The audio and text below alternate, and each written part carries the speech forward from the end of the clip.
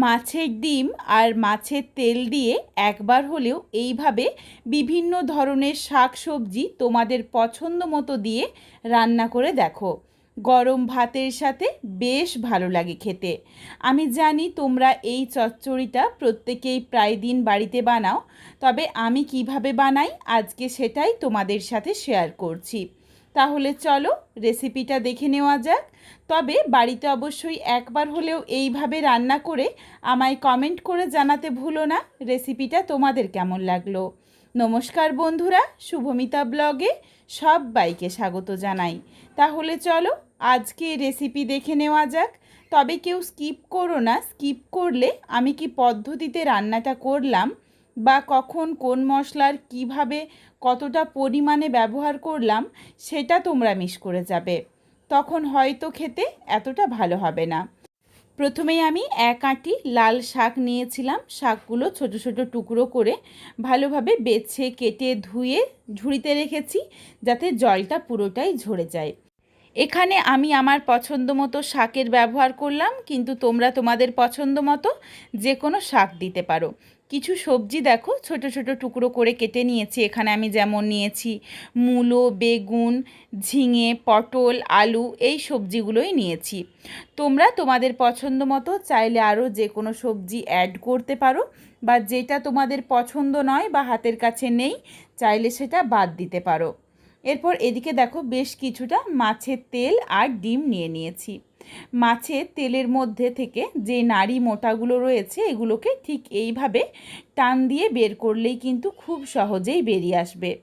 এই নাড়িগুলো টেনে টেনে ফেলে দিচ্ছি যতটা সম্ভব। তারপর মাছের তেলটা ছোট ছোট টুকরো করে কেটে ধুয়ে পরিষ্কার করে নিয়েছি।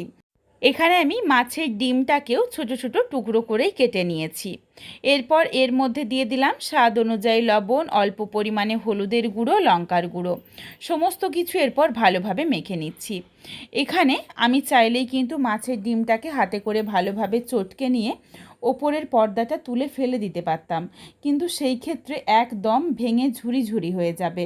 এই জন্য ওপরের পর্দাটা রেখেছি যাতে একদম ভেঙে ঝুরি ঝুরি না হয়ে যায়, বেশ একটু বড় বড় টুকরো বা গোটা গোটা থাকে, তাহলে খেতে ভালো লাগবে। কড়াইয়ের মধ্যে কিছুটা পরিমাণে সর্ষের তেল গরম করে তেলটা গরম হয়ে গেলে প্রত্যেক কটা টুকরো দিয়ে দিলাম মাছের ডিমের আর মাছের তেলের, সব কিছু একসাথেই দিয়ে দিয়েছি। এরপর দেখো ঠিক এইভাবে উল্টে পাল্টে ভেজে নিচ্ছি যাতে একটু বড়ার মতো গোটা গোটা থাকে। এই জন্যই কিন্তু আমি এইভাবে কেটেছি। এরপর যেগুলো মনে হচ্ছে একটু বড় টুকরো সেগুলোকে খুন্তিতে করে কেটে একটু ছোট করে টুকরো করে নিয়েছি। উল্টে পাল্টে বেশ একটু হালকা লাল করেই ভেজে নিয়েছি। এরপর তেলটা ঝরিয়ে এই মাছের ডিম আর মাছের তেলটা তুলে একটা পাত্রে রেখে দিলাম। একদমই দেখো তেল নেই কড়াইয়ের মধ্যে, তার কারণ মাছের ডিম রয়েছে, এজন্য কিছুটা তেল টেনে নিয়েছে। কড়াইয়ের মধ্যে আবারও অল্প পরিমাণে সর্ষের তেল গরম করে নিয়েছি। তেল গরম হয়ে যাওয়ার পর ফোড়নে দিয়েছি তেজপাতা, শুকনো লঙ্কা আর সামান্য একটু পাঁচ ফোড়ন। নাড়াচাড়া করে ফোড়নটা ভেজে নিয়েছি। ফোড়ন ভাজা হয়ে যাওয়ার পর দিয়ে দিলাম একটা মাঝারি সাইজের পেঁয়াজ কুচি। পেঁয়াজ দিয়ে নাড়াচাড়া করে পেঁয়াজটা হালকা একটু লালচে করে ভেজে নেব। পেঁয়াজের মধ্যে দেখো যখন হালকা একটা লালচে রং ধরে গেছে, খুব বেশি ভাজার দরকার নেই।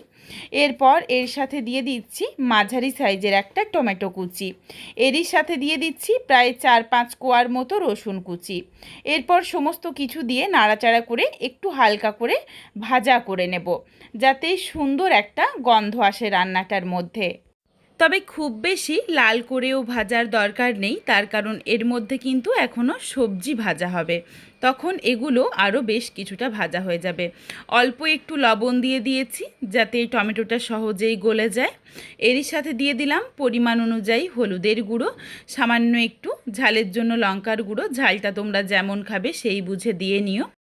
আর দিয়েছি হাফ টিস্পুন জিরের গুঁড়ো, হাফ টিস্পুন ধনের গুঁড়ো।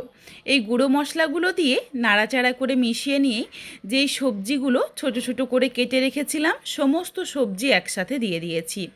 সবজি দেওয়ার পর স্বাদ অনুযায়ী লবণ দিয়ে নাড়াচাড়া করে ভালোভাবে মিশিয়ে নিয়ে কিছুক্ষণের জন্য ঢাকনা দিয়ে ঢেকে রাখবো, যাতে এই লবণ দেওয়ার জন্য বেশ কিছুটা জল খুব সহজেই ছেড়ে আসে। কিছুটা জল ছেড়েছিল সবজির থেকে, তবে জলটা দেখো শুকিয়েও গেছে, জলটা আর নেই। এইভাবে যদি একটু সবজিটাকে হালকা করে ভেজে নেওয়া হয় বা সবজির জলটাকে শুকিয়ে নেওয়া হয়, তাহলে সবজির যে একটা কাঁচা গন্ধ থাকে সেটা একদমই চলে যায়। তারপর দিয়ে দিলাম ছোট ছোট করে কেটে রাখা লাল শাক দিয়ে নাড়াচাড়া করে ভালোভাবে মিশিয়ে নিয়েছি। শাক থেকেও কিন্তু বেশ কিছুটা জল ছাড়বে, এই জন্য আমি আবারও কিছুক্ষণের জন্য ঢাকনা দিয়ে ঢেকে রাখছি।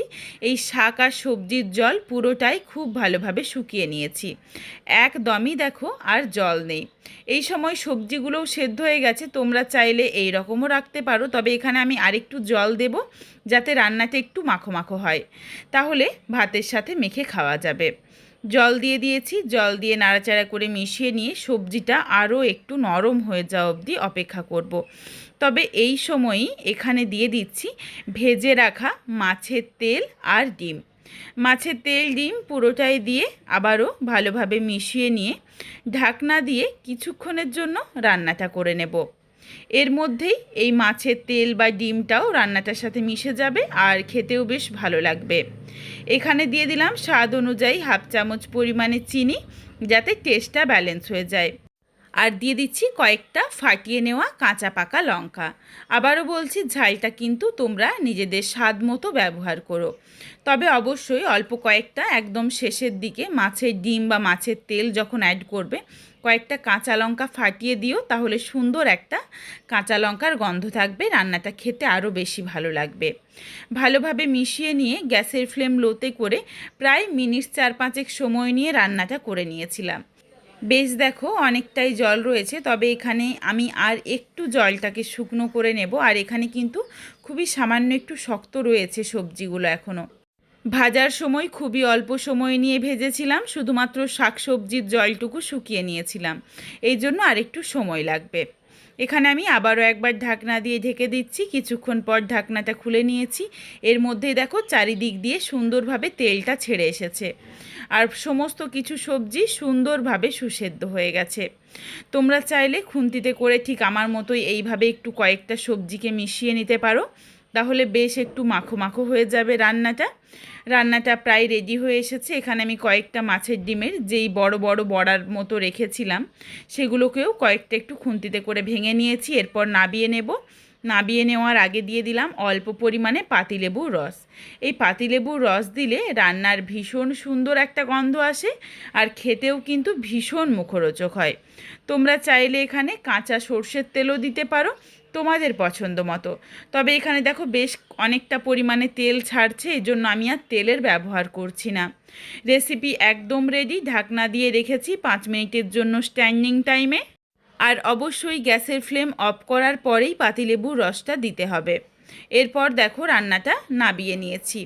গরম গরম ভাতের সাথে মাছের তেল আর ডিমের এই রান্নাটা থাকলে আর অন্য কিচ্ছু দরকার হয় না, বেশ ভালো লাগে খেতে। তোমাদের কাছে আমার অনুরোধ রইল, একবার হলেও এইভাবে রান্না করে আমায় কমেন্ট করে জানাতে ভুলো না তোমাদের কেমন লেগেছে। তোমাদের যদি ভালো লাগে তাহলে লাইক করো, শেয়ার করে বন্ধুদের দেখার সুযোগ করে দিও।